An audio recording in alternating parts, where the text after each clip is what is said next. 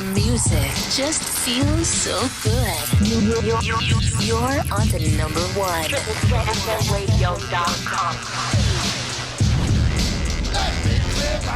Right now, I'm on the phone with my brother, Kano Casanova. Kano, are you there, bro? Hey, what's going on? What DJ up? Echo. What What's up, good? homie? What is going on? How's everything going, man? Everything's a blessing, man. Everything's a blessing, like every day.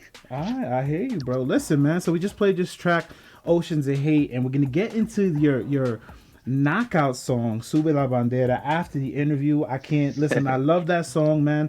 Me and you, we've done some performances together, man. I've seen you grow as an artist. I've seen you grow as a family man and all that kind of stuff, man. So I'm just happy, bro. So listen, if you don't mind, let's just dive right into this interview, man. You know what I'm saying? Okay, sounds like a plan. All right. So, what made you get into singing? Because on Oceans of Hate, you kind of do like a rap and a singing kind of thing. So, what specifically made you go down that road of singing? Yeah, well, I grew up in an era where hip hop was at the peak of its rise. You know what I mean? As far as changing, because at first it was hip hop like beat bop, and then it was hip hop, like Biggie, Tupac, Right. you know what I mean, and then you had Golden Thugs and Harmony. Right. You know what I mean? Which is a big influential group for me because I love the fact that they sang, but they rapped also. You know what I mean? So Yes, I think that was a big thing for me. Like I like both genres of hip hop and R&B, and and also Latin music. You know what I mean? Because my mother, growing up, she's the one that trained me. With my vocals. She taught me how to tune my vocals, how to do vocal training, music theory. She taught me how to play percussion instruments. You know what I mean? Right. And I love listening to R&B, salsa, merengue, bachata. I developed a versatile vocal range. You know what I mean? Yeah. Where it wasn't just about singing, but it was about just however I felt I needed to express myself at that moment. Like if it was like in Oceans of Hate, there's a part where I rap.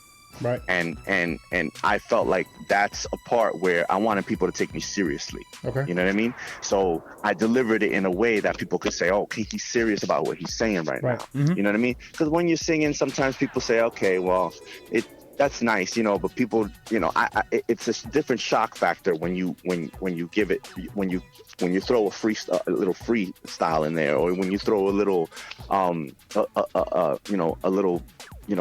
like versatile rap where it's just like you hear me singing but then you hear me rapping. Right. So it's like it switches the mood and it switches the attention and it grabs the attention. Exactly. I wanted people to hear what I was saying and pay close attention to it, and I thought the best way to do that is if I switched up my style.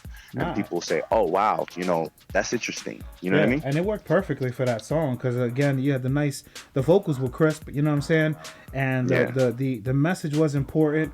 But to be able to kind of like say, all right, listen, we got to go a little more deeper into the whole subject. So, I mean, I love that. And you kind of already answered my next question, which was, are there any other performers in your family? You said your mother.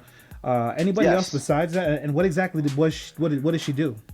Well, my mother, growing up, she was very involved in arts, in the Bronx, in the neighborhood of Castle Hill. Mm-hmm. She actually was part of a dance company, one of the first dance companies that came out in the Bronx, as far as Latin dance companies concerned.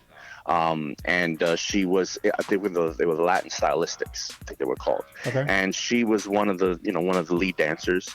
And she also, after time, at that time, she was also a booking agent for a lot of big salsa groups like Gran Combo, Eddie Palmieri, Hector Lavoe. Like she used to book a lot of big time names. Yeah. And that's because she was also a disc jockey. In Manhattan area, she was known as Lady Lisi. Okay. And she was a radio personality for a little bit. So she did a lot of different things, and as well as she played congas. She played with different groups. She tried to stick to mostly dancing, though. She had her own dance studio eventually. And then when she moved to Jersey, when she had me, and she was raising me, she wanted me to have that influence of music. And she discovered that I had a voice. And I didn't even know, but my father also sang. But he never really pursued it or anything like that. Okay. But I get my vocal talents from him. And he also used to dance with my mother in the dance school. Right. So yeah, she very big Latin influence. But the thing is that my mother listened to so much different types of music. Like she used to dance to the hustle, you know. There was a freestyle, a lot of salsa, and some hip hop. You know what I mean? So it was just like I grew up with a lot of different sounds in my head, and a little bit torn. Growing up, because the industry back then was different, you know. The music industry was like, you do this and that's it, you know. But I was never that type of artist. I was like, I wanted to do a lot of different things, and that really we're really catered to that now in this generation. You can put out something, and it doesn't matter what you're doing. If people like it, they're gonna stream it. You know what I mean? Yeah. Exactly. So it's really catered. I'm really happy about what's happening right now with music, because they cater to what you feel. You're not put in a box. You know what I mean? You can put out whatever you feel the content is relevant at that time, and that people will understand it and buy it. You know, if they like it. Exactly. For anybody popping in the room right now on TikTok, or you're listening on Triple Threat FM radio, I'm on the phone right now live with Kano Casanova.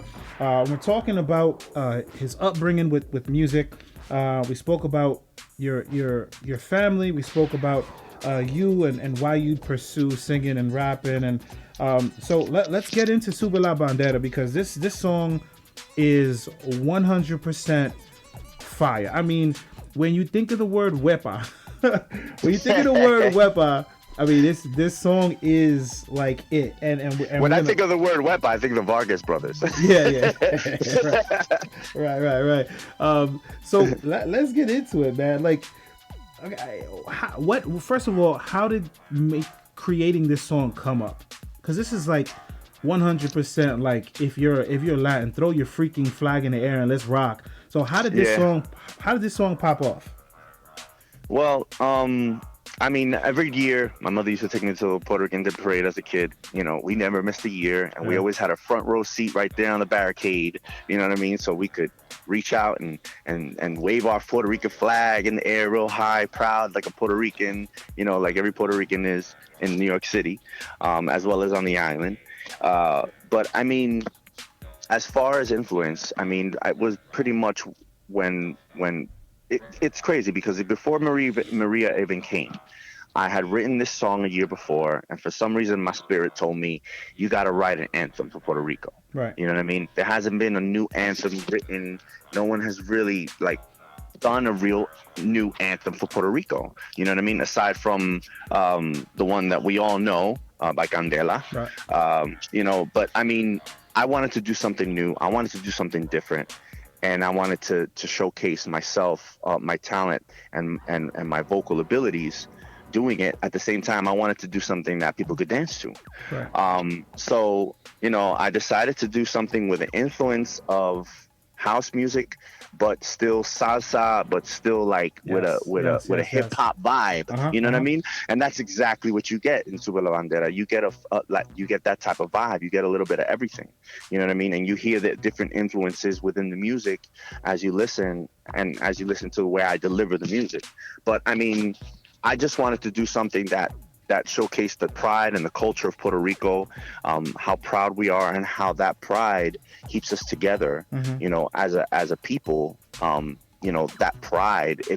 If a lot of us could implement that in a lot of other racial other races, that we could just stick together like that, it would just be amazing. You know, so I just wanted to do something that would inspire growth, inspire culture, the pride of culture, not just of Puerto Rico, but and maybe inspire other countries to make their own anthems. Exactly. You know what I mean? Yes. So I don't want to, you know, say, oh, we're the best, we're Puerto Rican. It wasn't about that. It was about just saying, this is my culture. Right. You know, this is what what we bring to the table. You know, what do you bring to the table as a nation? And that's why I'm thinking about doing a remix to Sube la Bandera, and maybe doing a multicultural remix for it. Okay. You know, and then instead of saying Sube la Bandera like Puerto Rican flag, it could be every flag. Right. You know what I mean? That would be dope. That your culture represents. Yeah, you know what I mean? That would be dope. Yeah, man. So there's nothing wrong with wanting to be proud of who you are and your upbringing. And that's why I love Sube la Bandera. Not only did you make it and create it about Puerto Rico for Puerto Rico, but you recorded the video in Puerto Rico. in Puerto Rico. Like, you know what I'm saying? Like you went back home and you did it the right way. And not to say, we can't make it up in the States somewhere, but I mean, going out to PR, doing it out there, in the midst of everything, you know what I'm saying? All the craziness and just what happened with Maria, going out there and just representing and showing the beautiful, beautiful, beautiful side of Puerto Rico. I mean, well done on that. And it was really fun. It was really fun creating the video. Why would you know it what I mean? And it was more, I felt like if I did it in Puerto Rico, it would be more inspirational and I'd be able to perform it better. And give more of an essence of what the island brings. Right. You know what I mean? Yeah. And especially in a time, like you said, a time of recovery, you know, they're still recovering even now, you know what I mean? And, so this song is always going to be relevant with regard to Puerto Rico and the recovery of the island.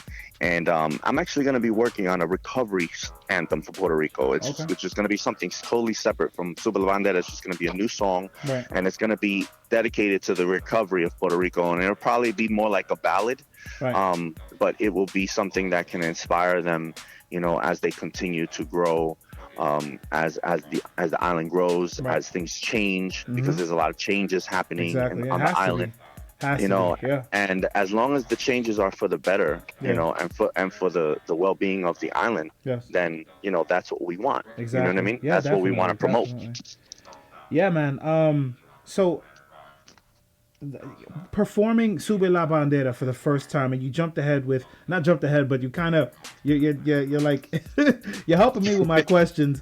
I was gonna ask about what you got coming up, but performing Sube la Bandera for the first time, how did it feel in front of a crowd?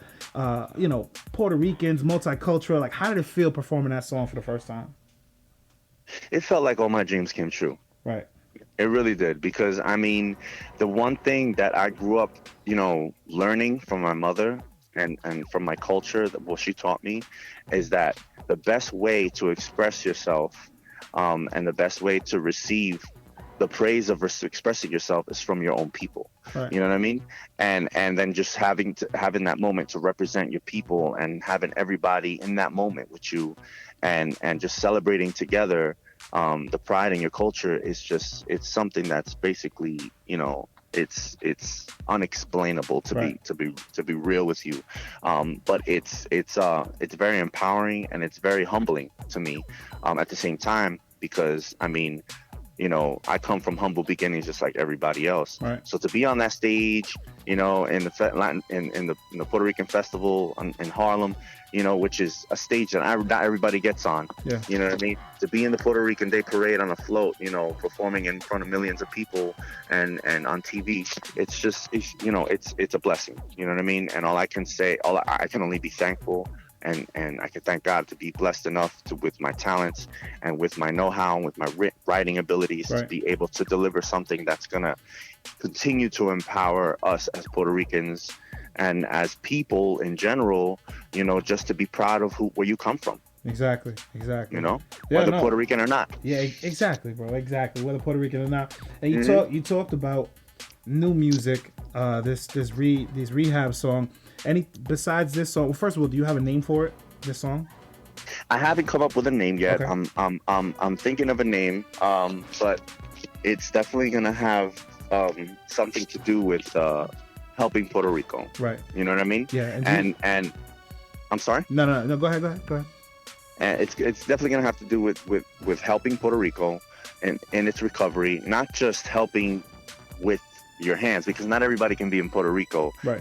Boots on the ground, but helping in how you represent yourself as a Puerto Rican and how you speak up for your people as an advocate. You know what I mean? Because we're all advocating for Puerto Rico right now because we want we want them to be good. You know, we want our people to survive. You know, we don't want them to disappear. Exactly. You know what I mean? So, you know, that's important. All right. And any other new music besides that on the horizon? Yes, I have a reggaeton song. Ooh, let's that go. I'm gonna be really. I'm still. I was supposed to release it last year, Okay. but I've been holding on to it because of the whole pandemic. Right. You know, not everybody's going out and enjoying the club life or going to, everybody's social distancing. Right. But I think that this summer I'm gonna be releasing it. Because it's a really cool song, and it's probably the first true reggaeton song that you're gonna hear me on. You got a name for it yet? Thus You far. want to let us know about it? Name of the song? Let us know. I want to do. Everybody will find out in the release. Everybody has to go to my social media. Everybody gotta watch my social media and make sure that they keep an eye open so that they can see the promotional release that I'm gonna be putting out. I got you. All right. Well, you know what? We're talking about social media. Why not let people know right now how they can follow you, how they can get in touch with you, all that kind of stuff. Show me social media, your contact info. Let them know how it's done. Absolutely. So on Instagram, you can find me at Kano Kano _ Cas CAS _ official OFFICIAL Kano _ Cas _ official in Instagram. And on Facebook, it's just at Kano Casanova, the way it's spelled, KanoCasanova. And you can find my music on Spotify, Deezer, iTunes Store, Exactly. on YouTube. There's also with Oceans of Hate, there's an original version that you can get, and there's also an acoustical version that you can get. Juana J. Hicks is a very amazing producer. He also does video production. He also does movie production. He also writes and composes music. He's an amazing person. And it's been an honor with me working with him. He has a company called 7-Star Interactive Entertainment, and 7-Star Interactive Studios. He is the CEO, and you can find him. All his information is on my social media. It's very easy to find him. He's very talented. I've been very honored to work with him. But he did play all the full acoustical version himself and arranged it himself. Okay. So, all right. Awesome. So now they know how to get in touch with you. So They for know how those to people follow you. that like acoustical music, they can get another version of that of the song. Definitely. And you gotta listen to the words of that song. It is very powerful, and it's to even have it go acoustic, because with acoustic tracks, there's not much bump to it, so you're not dancing. You kind of stay still a little bit. You gotta listen to the words a little bit more. It's a track that it's meant for listening. It's meant for listening and for paying attention, because a lot of people when I first released the track, which was around the time of the rioting and everything, right. People thought it was a negative connotation, and it wasn't. If you really listen to the song and you really pay attention to the content and watch the video and understand, get a full understanding of what I'm saying, you'll understand that what I'm talking about is overall the human race needs to come together as one. You know what I mean? Because the biggest mistake this country made was separating black from white, Asian from Puerto Rican. That was the biggest mistake. If we never did that, we'd all love each other the same. You know what I mean? Because we're a big melting pot, and we all come from. That's what the United States is. That's what it's always been. Everybody comes here. You know what I'm saying? So point blank to the point. Hate will never work. Exactly. You know what I'm saying? Exactly. And if we just learn how to change the world by loving each other and being kind to one another, we live in a different world. I hear you. All right. So listen, you're getting ready to go on tour. Give me 2 artists that you would. You would go Gaga over, like 2 artists that you take on tour with you. They could be anybody. Let me know who they are. I don't know if I would go Gaga, because I'm not. No, you know what I'm saying. Like this would be like the ultimate tour. If I had a chance to work with some artists and go on a tour, most definitely, one on top would be Mark Anthony. Would be probably That's a pretty good start, bro. Yeah, because I mean, just like with Sube la Bandera, I mean, it would just be perfect. Oh, You know what I mean? wow, I can imagine that. I would not even mind if he sang it. Right. You know what I mean? Because it's just, you know, like everything that's Puerto Rican. If as far as music, everybody knows who Mark Anthony is. Exactly. So it would be a great representation and an honor to work with him. All right. So that's one. That's one. Let me know each second one. The second one. I'm leaning towards you know, because there's a lot. You know, there's a lot of artists that I'd like to go on tour with, but I'm gonna have to lean with an old school artist, and I'm gonna have to say Ruben Blades. Ooh, okay. That's like salsa. That's salsa all the tour way, right there. all the way. But you know, like Ruben Blades, if he was to do a tour right now, and if he was to do music right now, I mean, that guy, you know, is so versatile. He can come up with different stuff, you know, all the time. But one of my favorite songs growing up was Pedro Navaja, you know, and I know that song by heart. I can sing that song right now by heart. Right. But I mean, you know, but if you want to talk about, I'll give you one more. If you want to talk about relevant and right now, artists right now that I would like to go on tour with, I have to say Bad Bunny. I mean, Bad Bunny is like, he's it right now. That's the man. He's on top of the game, you know, and his style is very unique, and you know, he's a cool cat. Right. I'm feeling, I like his music. All right. So, give me because we're gonna end the interview here. So, give me one piece of advice that you got when you were younger that you keep with you everywhere you go, in any situation, any decisions that you make. One piece of advice. As a singer? As life, bro. Life. As life. Life. Well, if I had to give you life advice as a singer, I would say always sing from your heart and write from the inner, deepest parts of your soul. Right. Because that's the only way that you're gonna reach people and grab them by the ear without having to touch them. Right. And that goes in, that can kind of go into life because it's like, and you say sing with all your heart, it means give it 100 all the time. Yeah. And that's the way we should be doing it in life, man. Give it 100 because listen, we never know when our big break is gonna hit. We never know when our time is up on this planet. You know what I'm saying? That's right. So you gotta give it 100, man. Give it 100. Love, laugh, rock. That's what it is. You know what I'm saying? That's right. That's right. You got it, brother.